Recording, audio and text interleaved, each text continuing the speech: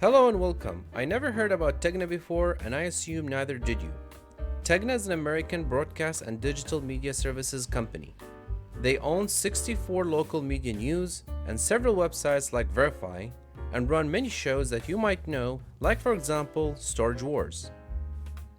Let me tell you why I like this investment, but before we do that, I want to remind you that this video is not financial advice and for entertainment purposes only. First, the revenue and net income have been increasing year over year since 2017. Second, the gross margin is stable and it's 48%, which is very good. Third, the free cash flow is growing if you draw a line from 2017 to 2022. I agree with you if you say that the growth or the decline is every other year, but in conclusion, if you look at the whole period, we can say that there is growth over the past few years.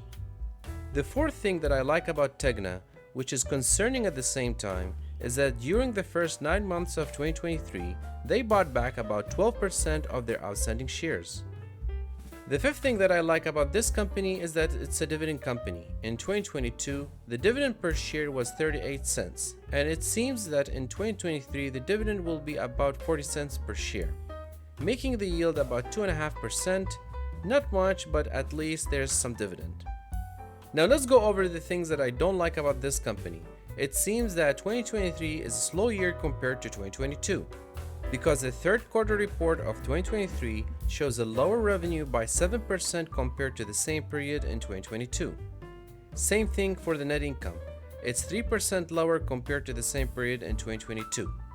The second thing that I don't like is that the free cash flow is also down, but this time is down by 33% compared to the same period of 2022. The third thing that I don't like about this company is the debt to asset ratio. It's 42%. But to their credit, they have been reducing the debt steadily since 2019.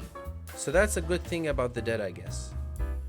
The fourth and the last thing I don't like about this company has to do with the outstanding shares and the debt. If you remember earlier, I said that I like that they reduced the outstanding shares by about 12%. As an estimate, that cost about $400 million.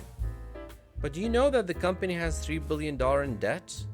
They could have used that $400 million that they spent on the shares to pay back some of their debt and save on the interest expense.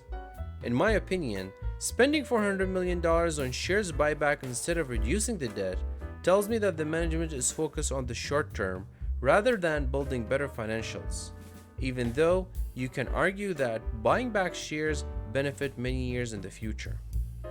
What do you think? If you are Tegna's CEO, would you spend $400 million on shares buyback or reduce the debt?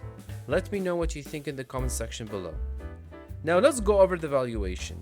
I'm using the total assets to revenue ratio to forecast 2023 revenue, 18% free cash flow to revenue ratio, and the outstanding shares in the third quarter of 2023, we will start with 5% return on investment ratio.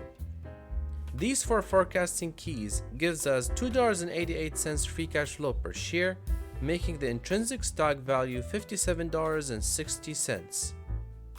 But we know that 2023 is not a good year and possibly that 2024 will be the same. So we have to increase the return on investment ratio. If we change it to 18.3%, the intrinsic stock value is very close to the fair market value. I think the return on investment ratio that I'm comfortable with is 20%, making the share $14.40. And for this reason, I'll make an order to buy 100 shares for $14.40 per share. What do you think? Should I wait or should I buy more than 100 shares? Let me know what you think in the comments section. Thank you for watching this video to the end and see you in another analysis video.